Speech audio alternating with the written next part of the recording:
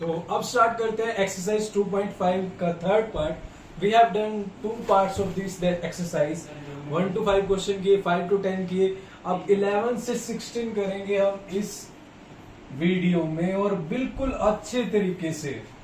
Second chapter जिसको मुश्किल लगता है, एक वीडियो डाली हुई है चैप्टर निचोड़, बार बार बोल रहा हूं, लिंक डिस्क्रिप्शन में दे दूंगा, वरना कमेंट कर देना, मैं आपको बता दूंगा, आपको कमेंट बॉक्स में भी डाल दूंगा।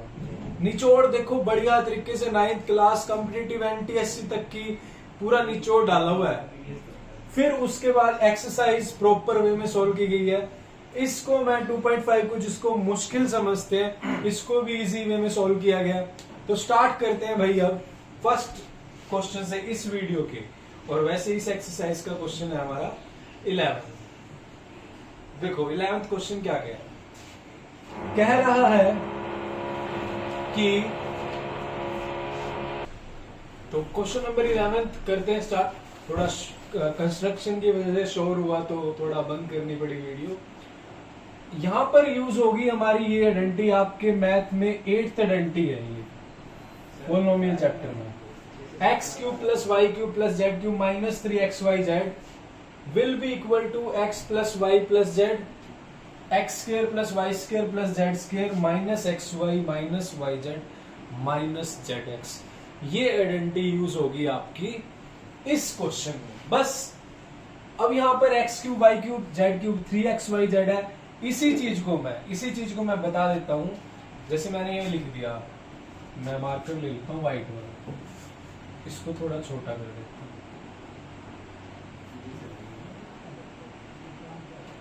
देखो जैसे मैंने ये लिखा 27x क्यूब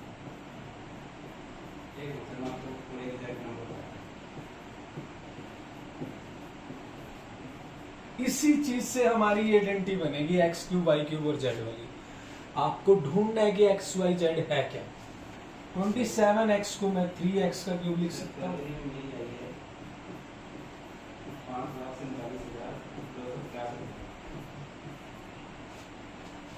3x का क्यूब वाई का क्यूब और ये जेड का क्यूब लिख सकता हूँ। बस ये 3 चीजें ढूंढ ली। उसके बाद तो माइनस 3xyz, 3x कितना 3x है, y इंटू में z। आप इसको कंपैरिजन करो इससे, ये 3 3 9xyz ही बनेगा। तो कहने का मतलब ये है कि कहीं ना कहीं ये आइडेंटिटी इस फॉर्म में भी राइट कर सकते हैं। इस फॉर्म में राइट करने से हमें पता लग गया भाई x cube plus y cube plus z cube minus 3xyz में x का काम 3x कर रहा है बस। और अब हम इसको कर सकते हैं सोल्व। इसका फॉर्मूला क्या होता है, ये फॉर्मूला लिखा हुआ है x plus Y plus Z. ठीक है, x कितना है 3x plus Y plus Z, bracket में next bracket start, X square plus Y square plus Z square. x कितना है हमारा 3x का स्क्र माइनस एक्स वाई यानी 3x into y minus Y z y into z minus Z x, z तो z ही है, x मेरा 3x का काम कर रहा है। ठीक है, ये मैंने कर दिया फैक्टराइज। अब उसके बाद आप इसको लिख सकते हो, इसको मैं रब कर दे रहा हूं। उसके बाद आप क्या लिख सकते हो, देखो यही टर्म चेंज होगी, ये तो एज इट इज रहेगी। मैं लिख देता हूं, यहां पर इसको रब कर दूं,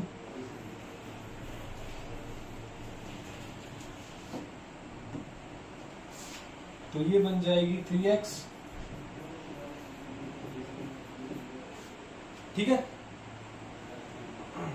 और 3x को मैं 9x square y square minus 3xy minus Y Z minus 3zx। ये मेरा फैक्टराइज हो गया। एक फैक्टर ये आ गया, एक फैक्टर ये आ गया। बस आपको इसको इस आइडेंटिटी से कंपेयर करना था। ये है मेरा क्वेश्चन नंबर 11। अब चलते हैं क्वेश्चन नंबर 12 की तरफ। क्वेश्चन नंबर 12 क्या है वो देखते हैं।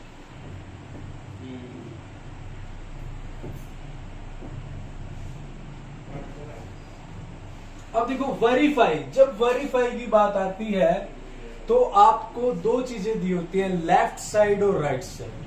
तो आपको राइट हैंड साइड को लेफ्ट हैंड साइड के इक्वल प्रूव करना है। तो ले लेते हैं, यहां पर मेरी ये लेफ्ट साइड है, मैं राइट साइड को ले लेता हूं, इसके ऊपर इसके इक्वल प्रूव करूंगा। मैं राइट हैंड साइड ले लेता हूं। राइट हैंड साइड क्या है देखो, 1/2x plus Y plus Z.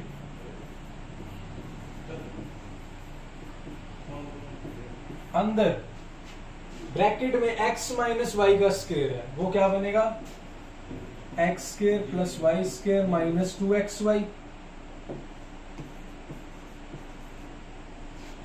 Plus y minus Z का square, Y square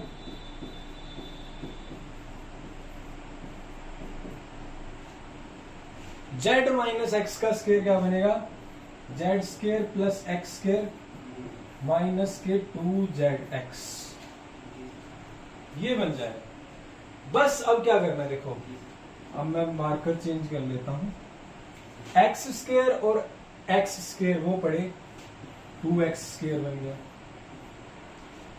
Y square और y square 2y square, z square और जेड स्क्वायर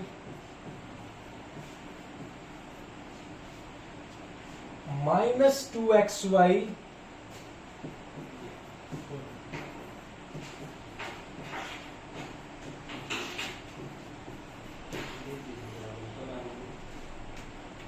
ये हो गया। ठीक है, अब ये ब्रैकेट के अंदर है, यहां बाहर ये है। अब मेरी बात समझो डियर स्टूडेंट्स, क्या मैं इन सब में से 2 कॉमन ले सकता हूं, सब में 2 कॉमन है तो 2 बाहर आ जाएगा, तो मैं 2 कॉमन लेता हूं सब में से, या ये रह गया, ये रह गया, ठीक है, ये भी 2, ये 2 खत्म, ये 2 भी खत्म, ये 2 भी खत्म हो गया। तो बचा क्या मेरे पास, Y square plus Z square minus x Y minus Y Z minus Z X, और 2 आ गया बाहर, ये 2 कट गया मेरा इससे। अब इसको आप ध्यान से देखिए, x plus Y plus z, x square plus Y square plus Z square minus x Y minus Y Z minus Z x, ये किसके इक्वल होता है, x cube plus y cube minus 3xyz, ये आपकी लेफ्ट हैंड साइड है।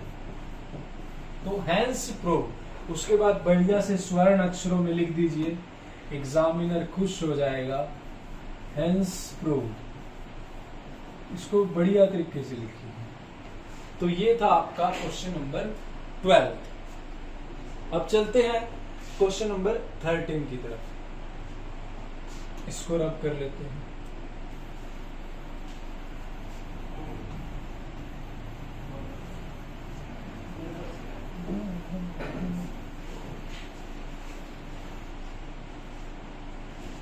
Question number 13 में क्या है कि if x plus Y plus z is equal to 0 show that x cube plus y cube plus z cube is equal to 3xyz। कोई बात नहीं, शो कर देते हैं।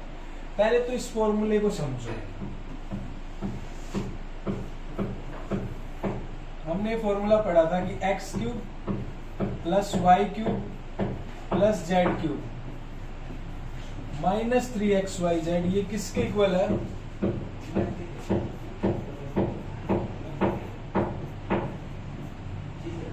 X square plus Y square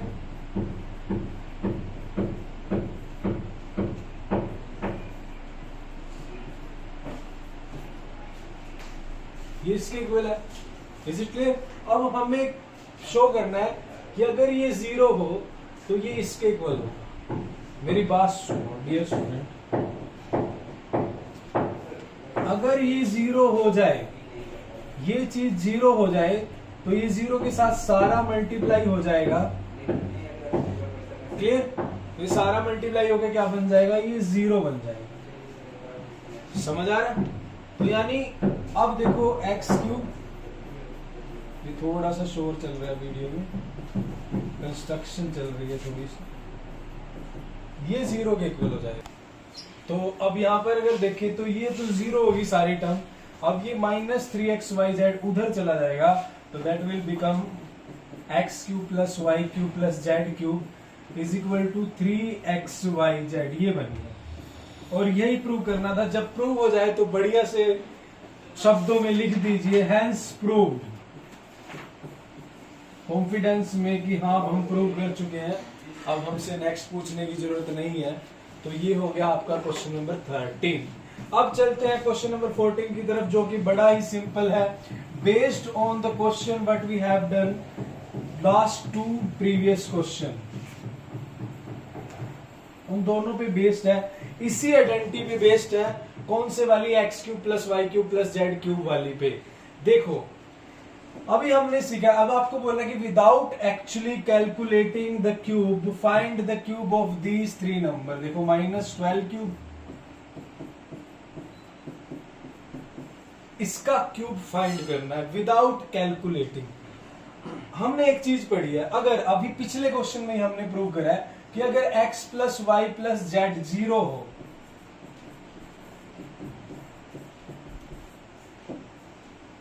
अगर ये 0 के इक्वल हो तो x³ + y³ + z³ किसके इक्वल होता है?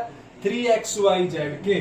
तो हम यहां पर देखो हमारा x कितना है? -12, y है 7, z है 5, इन तीनों को ऐड करो 0 आएगा। देयरफॉर x³ + y³ + z³ ये इक्वल हो जाएगा 3xyz के। 3 × -12, 7 × में z हो गया हमारा 5, ये इसके इक्वल हो जाएगा। अब इसको मल्टीप्लाई कैसे करें? देखो कैसे कर सकते हैं। 12 5 = 60 हो गया, 7 3 = 21 हो गया, माइनस का साइन हो गया, ये हो जाएगा 1260 minus. This is your final answer. Is it clear? कोई डाउट यहां तक नहीं होना चाहिए। आगे चलते हैं नेक्स्ट पे।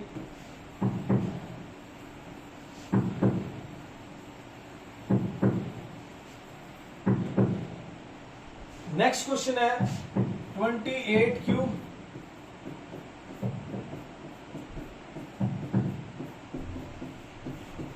अब देखो 28 + -15 और -13 इन तीनों को ऐड करेंगे तो 0 आएगा। तो देयरफॉर मैं इसको लिख सकता हूं कि ये इक्वल होगा इसके। तो मल्टीप्लाई कर दो भाई, 3 × x 28, इन तीनों की मल्टीप्लाई करते हैं, माइनस माइनस तो प्लस हो जाएगा। मल्टीप्लाई आसानी से कैसे कर सकते हैं वो देखते हैं। 15 3 = 45, ये प्लस तो लिखने की जरूरत नहीं है हमें। 45 बच गया, 28 बच गया और 13 बच गया। 45 को मैं 13 से अगर मल्टीप्लाई करूं तो ये बन जाएगा मेरे पास 450, और प्लस में 3 से और करता हूं तो 135 ये हो गया। तो 5 8 5 585 हो चुका है। 585 को अगर मैं 28 से मल्टीप्लाई करूंगा तो that will be your final answer 3xyz। अब इसको आप मल्टीप्लाई करते हैं, कैसे कर सकते हैं? 585 को मैं 28 से करता हूं, मैं इसको मैं अगर करना चाहूं तो 7 × 4 लिख सकता हूं। अगर मैं 4 से करूं तो 2000 और 3200 ये हो गए, 2080 4 320 और ये 20 340 2340 हो गए। और इसको 7 से कर दो, 0 एक साइड लगा दो, 234 को 7 से मल्टीप्लाई कर दो, ये हो जाएगा 1400 और 2100 ये हो गए मेरे पास। यानी 2000 को 0 तुम्हारी साइड में लगी हुई है, 0 को हमने साइड में रख दिया, दो ये 0 छोड़ दो, इस 0 को छोड़ देते हैं, ये 0 साइड में लगा दी। 234 को 7 से करेंगे, 200 को 7 से करोगे 1400 1400, फिर 30 को 7 से करोगे 210, फिर 28, तो ये हो जाएगा 8 3 61 और पीछे 0, this is your final answer 16,380। Is it clear? कोई डाउट यहां तक? आगे चलते हैं, नेक्स्ट क्वेश्चन में चलते हैं।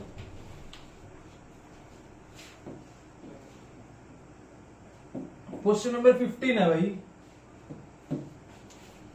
क्वेश्चन नंबर 15 में क्या कह रहा है कि give possible expression for the length and breadth of each of the following rectangle in which their areas are given.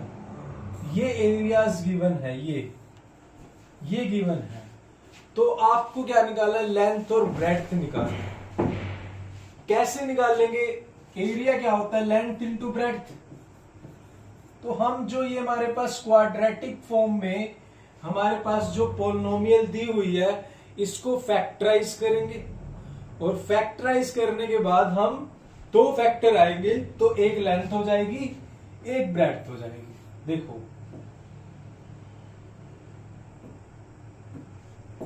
तो जो गिवन एरिया है वो ये है। अब देखो गिवन एरिया 25a²,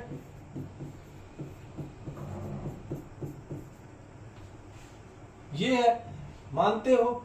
अब यहां से इसको मुझे फैक्टराइज करना है। मैं कैसे करूंगा? मैंने इसकी शॉर्ट ट्रिक भी बना रखी है। आप वीडियो मिडिल टर्म स्प्लिटिंग के नाम से वीडियो मिलेगी ट्रिक, वो आपको चैनल पे मिल जाएगी, वरना प्लेलिस्ट बनी हुई है 10th क्लास की, उसमें मिल जाएगी, वरना तो मुझे कमेंट कर देना, मैं लिंक डाल दूंगा। मुझे 35 चाहिए और प्रोडक्ट मुझे ये चाहिए, तो मैं क्या कर सकता हूं?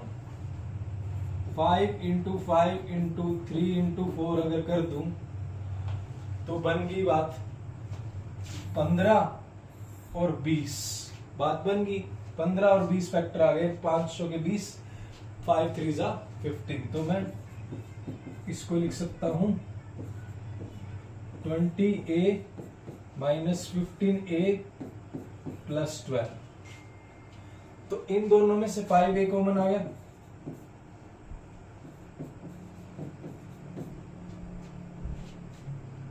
माइनस के 3a कॉमन आ गया, तो एक फैक्टर हो गया 5, माइनस के 3 कॉमन आएगा यहाँ पे,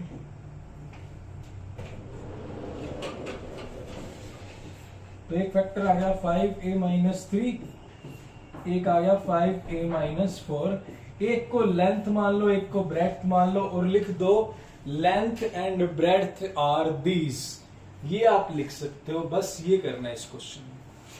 अब चलते हैं नेक्स्ट क्वेश्चन की तरफ।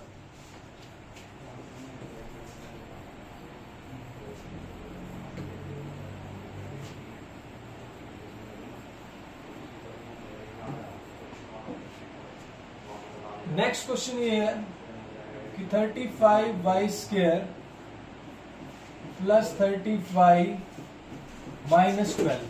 ऐसे ये एरिया है, इसको फैक्टराइज करेंगे, दो फैक्टर आएंगे, किसी को भी लेंथ मान लो, किसी को ब्रेड्थ, कोई दिक्कत ही नहीं है।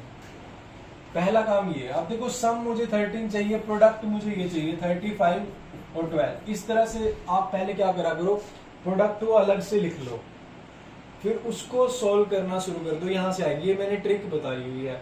अब तो 10 साल हो गए, हर वो चीज मुश्किल जो लगती है बच्चों को, उस पे कोई ना कोई मैंने ट्रिक बनाई हुई है, ठीक है ना? बस देरी है तो बच्चे अभी चैनल पे आ नहीं रहे, इतने आएंगे तो पता लगेगा कि बहुत कुछ नया सीख के जा रहे हैं।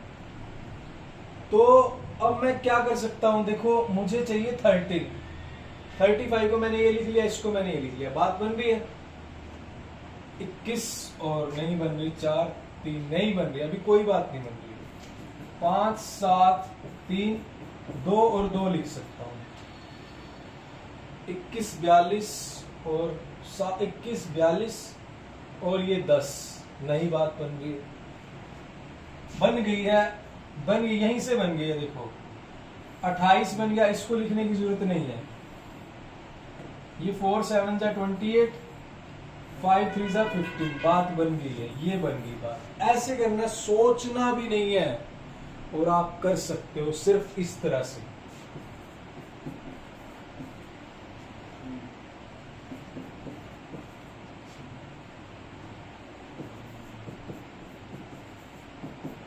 ये हो गया।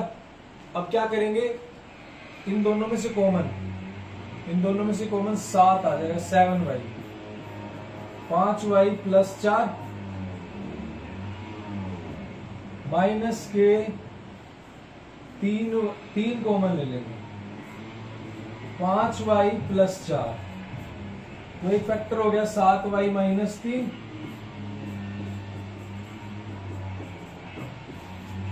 ये 2 फैक्टर हो गए। Is it clear? तो यहां पर हमारे 2 फैक्टर हो जाते हैं, ये लेंथ है और ये ब्रेड्थ है। तो इसका स्क्रीनशॉट ले लीजिएगा, फिर आगे चलते हैं नेक्स्ट क्वेश्चन की तरफ। थोड़ी सी कंस्ट्रक्शन चली हुई है, ये कोई बात नहीं, बट क्वेश्चन अच्छे से समझिएगा।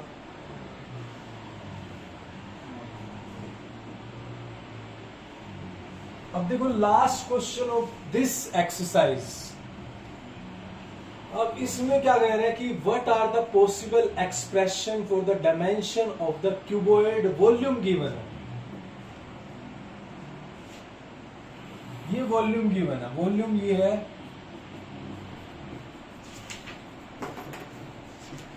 ये वॉल्यूम गिवन है 3x² माइनस 12x। आपको क्या फाइंड करना है, इसके डायमेंशन। अब क्यूबॉइड है, क्यूबॉइड के तो 3 डायमेंशन होंगे L, B, H। तो आप इसको फैक्टराइज कर दो, फैक्टराइज करने के बाद जो 3 फैक्टर आएंगे, एक L हो जाएगा, एक B हो जाएगा, एक H। इन दोनों में से कॉमन 3x ले सकता हूं, अंदर बचेगा x माइनस 4 बचेगा, x हो जाएगा, यहां पे 4 हो जाएगा। तो 3 फैक्टर हो गए, लेंथ का काम करेगा 3, ब्रेड्थ का काम करेगी x, और हाइट का काम करेगी x माइनस 4। ये 3 फैक्टर हो गए, एक लेंथ हो गया, एक ब्रेड्थ लिखा है। बढ़िया से स्वर्ण अक्षरों में इसको लिखते हैं, ठीक है।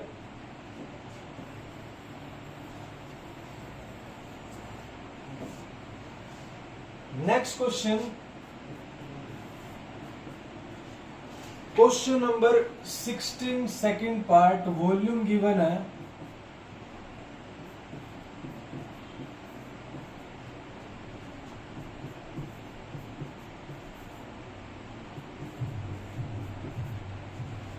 ये वॉल्यूम गिवन है, आपको LBH निकालने हैं। 3 फैक्टर बनेंगे, एक L, एक B और एक H। कॉमन ले लेते हैं, तीनों में से कॉमन क्या आएगा, तीनों में से कॉमन 4k आ सकता है। तो यहां पर बचेगा 3y² प्लस 2y माइनस 5, ये आ गया। एक तो 4k हो गया, एक इस क्वाड्रेटिक को हम करेंगे, इसको स्प्लिट करेंगे मिडिल टर्म को, 2 फैक्टर यहां से आ जाएंगे। प्रोडक्ट -15 चाहिए, सम 2 चाहिए, तो बनेगा क्या 4k plus 5y minus 3y minus के 5, ठीक है। तो 4k यहां से देखो, इसको आप इधर भी लिख सकते हो, इसको आप इधर लिख लो, इसको इधर लिख लो, आपको कॉमन लेने में आसानी होगी। ऐसे भी कर सकते हैं, इन दोनों को इंटरचेंज कर लो, कोई दिक्कत नहीं है। -3y इधर लिख लो, प्लस का 5y उधर लिख लो, आसानी होगी। बात तो 2y आएगा ना, तो यहां से कॉमन आ जाएगा 3y, अंदर बचेगा y माइनस 1, फिर प्लस 5 ले लेंगे। तो 3 फैक्टर, एक तो 4k हो गया, एक 3y प्लस 5 हो गया,